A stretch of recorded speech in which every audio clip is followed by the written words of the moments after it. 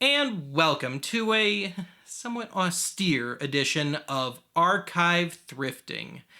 Yeah, there's no video component for this intro. Most of the furniture is gone and my camcorder is packed up, and well, it all seems kind of pointless anyway. But anyway, today's episode marks the final installment of this series, both Archive Thrifting and Oddity Archive in general, to be done in beautiful downtown Aurora. And this one's been in the pipeline for some time, so much so that I've got a lot of footage for us to get through. So let's get right down to business.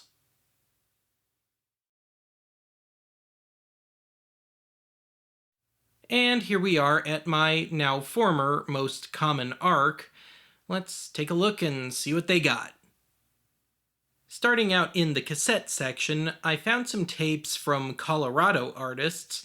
I was starting to whittle down what I wanted to cover on the local flavor episodes at the time, and added those to the pile, and obviously none of them made the final cut. But aside from that, it was pretty lean. The most remarkable thing was a dub of one of those old relaxation/hypnosis tapes that was meant to be played when you go to bed. Mixed in with the LPs, I found a stash of reel-to-reel tapes, but I thought $6 a piece was a little steep. I mean, I can Fleabay used tapes for less than that, and they mostly appeared to be dubs of major common albums, so I decided to wait until the next half-off day and see if they were still there. Plus, I really like these polyester-backed Scotch tapes, so I can reuse those. Now, I would have picked up this rather unflattering Edgar Winter album, but this is readily available on CD, and I've got a truckload of less common LPs that need transferring, so that's a pass. And this name, Eliza Fiorillo, seemed familiar to me, but I couldn't put my finger on it. This is actually one of the artists covered on one of the Teen Vid video magazines that I covered last year, and I don't remember being too impressed with any of those artists, so that's a pass. And aside from that, oh hey, Mason Williams, and it's not the classical Gas album. Shame it was totally trashed. Now, this looked like prime record ripoffs material. Instrumental renditions of Beatles tunes, and this one was pretty beaten up too, so yeah, I'll save that for the next half-off day.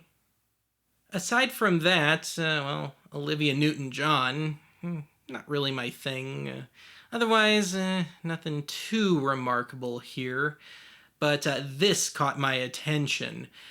Grady Nutt, the Prime Minister of Humor, on Word Records, so it's religious. And when I flip to the back, it looks like just another unfunny so-called comedy album, and I found some of his stuff on YouTube later, and honestly, I thought it was pretty bland. On first glance, the DVDs looked pretty dull, but then I found this. This is not a DVD, but a format called Movie CD. It's from the mid-90s, and it was effectively a home computer-centric VCD. And this is one of those things that I'd like to cover someday, but I need to figure out how I'm going to cover it. The price was certainly right, though, so that's a yes.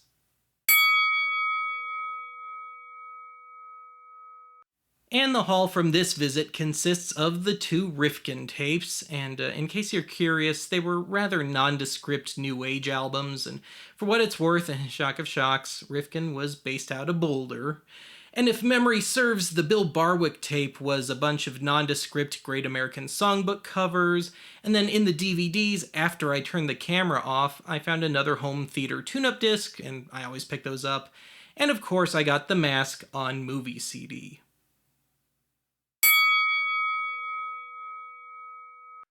As I threatened to, I went back to the store on sale day, and lo and behold, the reel-to-reel tapes were still there, so I picked out the most promising looking ones, including the one non-Scotch tape. And I also picked up the all-instrumental Beatles cover album, and this Michael Johnson album, because This Night Won't Last Forever is prime 70s yacht rock. And I also got one of those oldies but goodies CDs, already have a few of those. And I found another CB radio novelty single that I'd never heard of, and this 45 from James Blood Ulmer, who I'd also never heard of. Thought it was going to be a punk single, but it turned out to be a jazz R&B sort of thing. It was okay. And on to another arc on another day. On top of the cassettes, I found a little something that caught my attention, and yeah, it fooled me too at first. Now, in the records, I found a very water-damaged Ohio Express album, a slightly dubious-looking Grassroots compilation, and Neil Diamond, already have it. Don McLean, Carole King, already have that. Somebody drew on that one. Dion, already have that on CD. A surprisingly good album. And then, well, nothing of any great note. Never heard of him. Nick Gilder, now that was tempting, but I wound up passing on that. Nothing. And, hey, Stan Freberg. Okay, I need to explain this. This particular thrift store has long had this on and off rash of fake autographed albums. Now, as for this album proper, I already have a CD with all these songs, but man, that's tempting, even with the bogus autograph. And another fake signature. Lovely. Nope. Dave Mason. I already have the CD equivalent to that one. Petula Clark, and it looks like we got another bogus autograph here. To Barry Fay. Yes, the late concert promoter's family dumped his signed Petula Clark album into my thrift store. Sure. What else? Jim Stafford and Doobie Brothers, and their best album in my opinion. Already have it.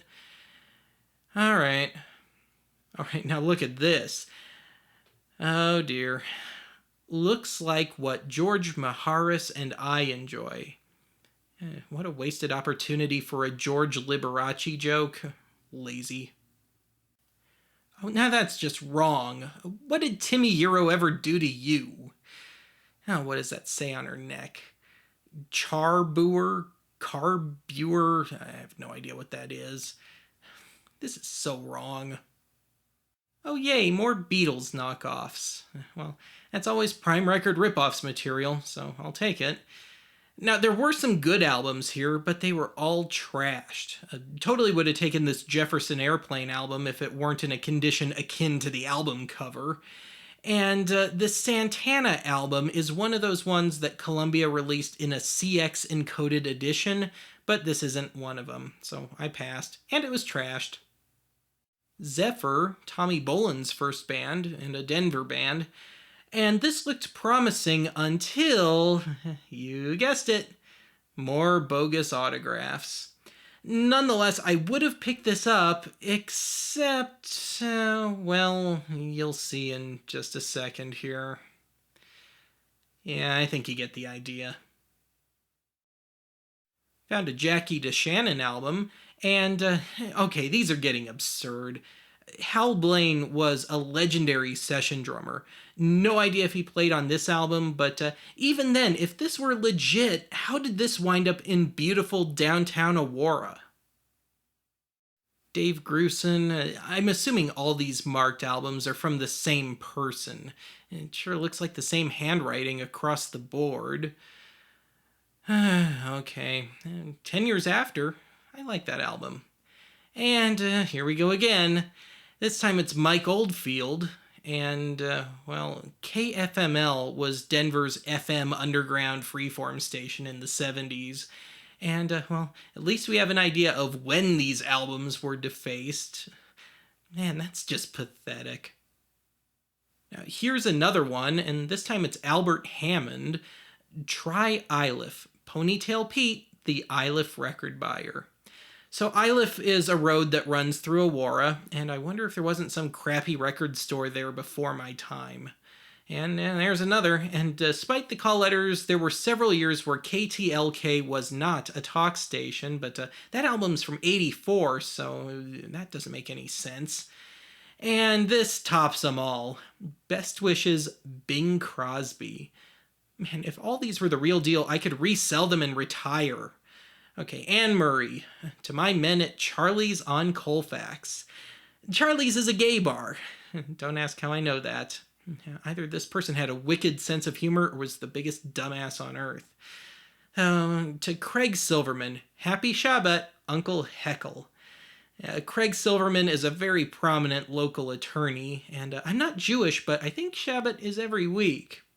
Now, in the VHS section, I found this stack of emergency room training tapes, and, well, this looks kind of kinky. But I didn't pick it up because I thought it would be a little too gory for archive, and the whole not trying to accumulate too much more crap before I move sort of thing, so moving on. In the electronics, I found a fairly early car phone, and it's always so tempting to pick up this kind of stuff, but then I remember that I have no use for it whatsoever. Yes, it's still there, Benny boy. Anyway, mixed in with the office supplies, I found a still-sealed reel of audio tape, and hey, I can always use some blanks. Ew, never mind.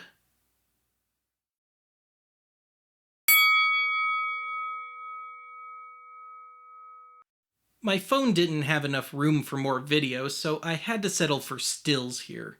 Anyway, I picked up 2 items, and despite the bogus autograph, I did wind up picking up the Stan Freberg compilation, and his stuff is kind of mean-spirited at times, but damn, it's funny.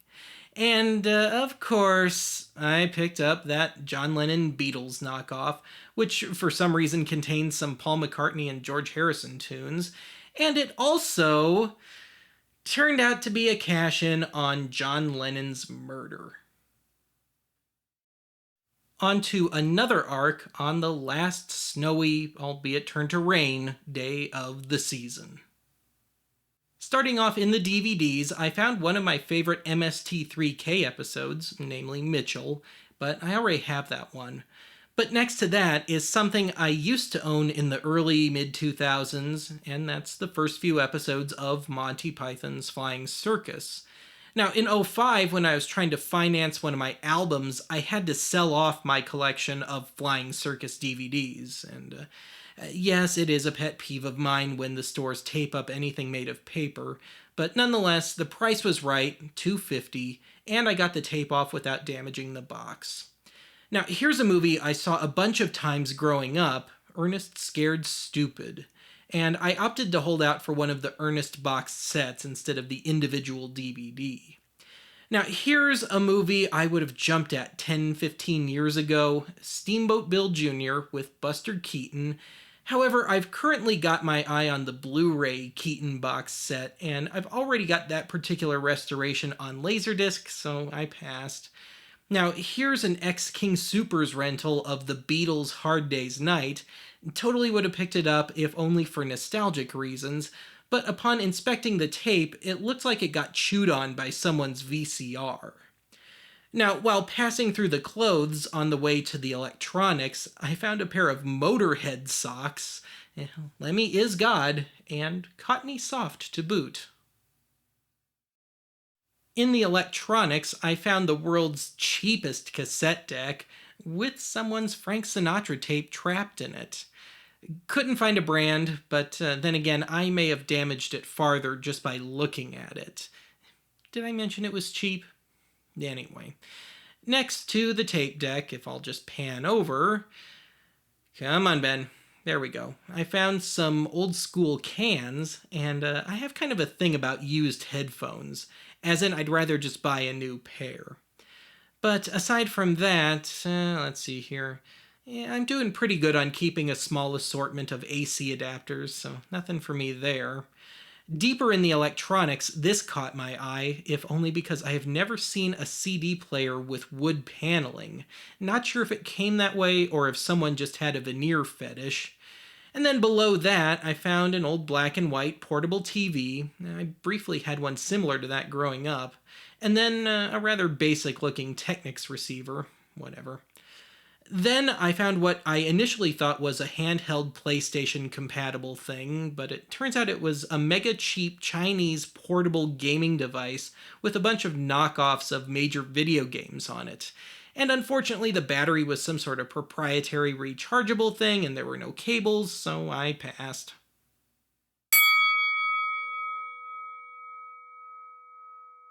I only picked up one item from this store, and, well, that's 1 out of 7 flying circus sets that I've finally replaced after 13 years. And to close things out, this is the last of my regular haunts that I have never covered on this little sub-series of mine.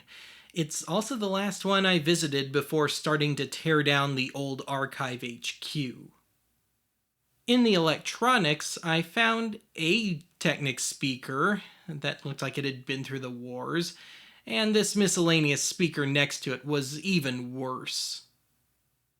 Around the corner, I found a pair of Sony speakers that were just a teeny tiny bit damaged. Yeah, that just looks lovely. One of the speakers had the back ripped off at some point and seemed to be missing some wiring. And, well, at least the initial speaker was some semblance of intact. What did they want for these again? $10. And I really hope that's for the pair. Anyway, I wanted to show off this late 60s console TV that they'd had forever and ever, but I guess it finally sold. It was way too big for me, but it was a real beauty. Now, as for the projection TV, even as a kid, I thought these things looked terrible. Now, I love the VHS section of this place. This is the only store that doesn't filter the tapes at all, and I've picked up a lot of VHS Vault stuff from this section, and yes, I'll take those empty cases, because someday I'd like to do another run of the public domain archive VHS tape, and yeah, you know you're in Denver when you've got a whole stock of Klondike and Snow tapes, and yes, I have both of them. Pricing to sell your claymation house, I guess. This tape tricked me. I thought it was going to be about the car, not the horse. And, well, I guess it's a fan video for a specific horse. Yeah. That's a Mustang? That's a no. Now, how about this? Oh, How I Love Jesus, in less than 10 minutes. Kind of makes it sound like a cooking video. And at originally $15, that's $1.50 a minute. Couldn't have loved him too much, I guess. Elsewhere, I found this tape for homeschooled children, apparently a rather ill-behaved one, judging by the box, and oh, that just screams early 90s. Then I found one of those Yule log videos, and I've had a couple of these, and they're pretty lame. My advice, just stick with the one they show on TV on Christmas morning. Now, I just about picked this one up. Infant massage kit, but I already had my videos at least partially packed up by this point, and it didn't look intriguing enough to dig out the box and try and jam it in there, so I passed on it. Now, this is one of those Canadian early 90s pseudo-religious movies, of the Buttercream Gang ilk, and even then I hated these movies. I haven't seen one in person in years, though. Now, this is a change.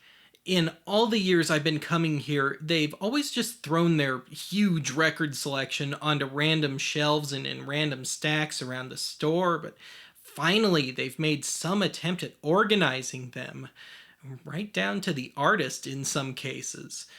I approve. Having said all that, I've only ever picked up a few records here, the only notable one being the Buster Jenkins one that I covered recently. Today, the only thing of note was the soundtrack album to the old TV series 77 Sunset Strip, which I passed on, and it was stuck to that album below it. And that album is a school recital recording from 1964. I've picked up a few of those over the years, but I haven't found any notable ones yet.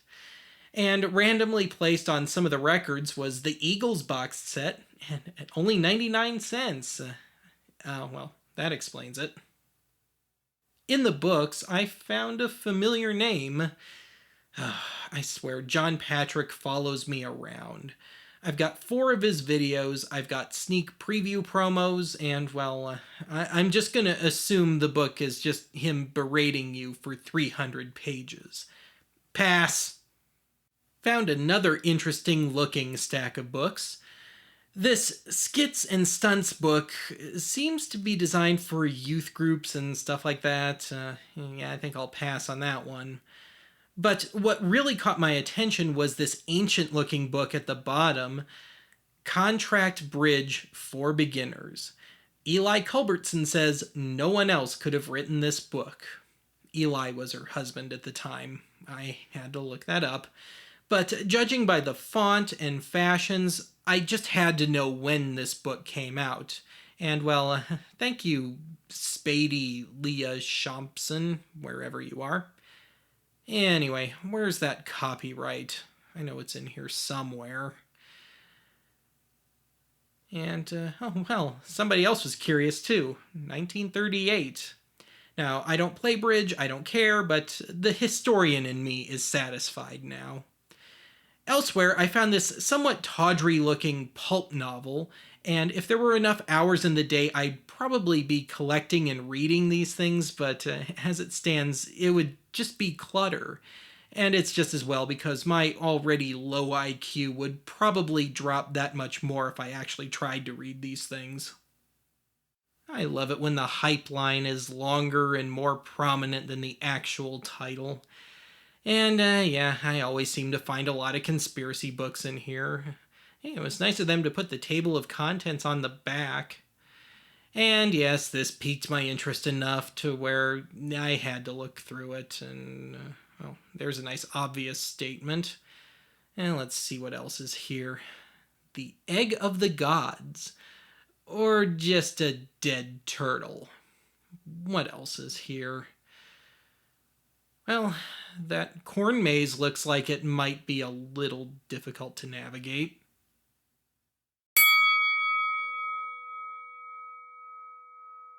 And due to my attempts at controlling the amount of stuff I have to move, I only picked up the pack of tape cases.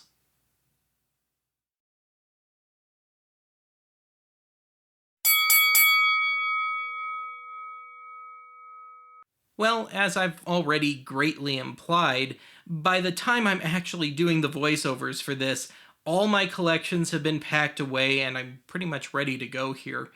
And that includes all the stuff that I bought in this episode. But anyway, here's a list.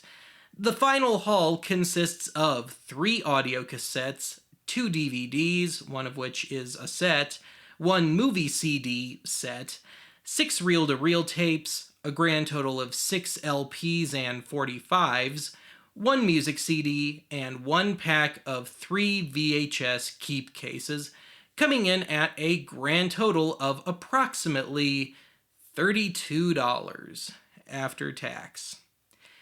And that's it for today.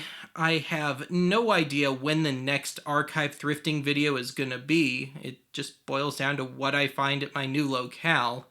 But otherwise, that is it for today, and I will talk to you again soon.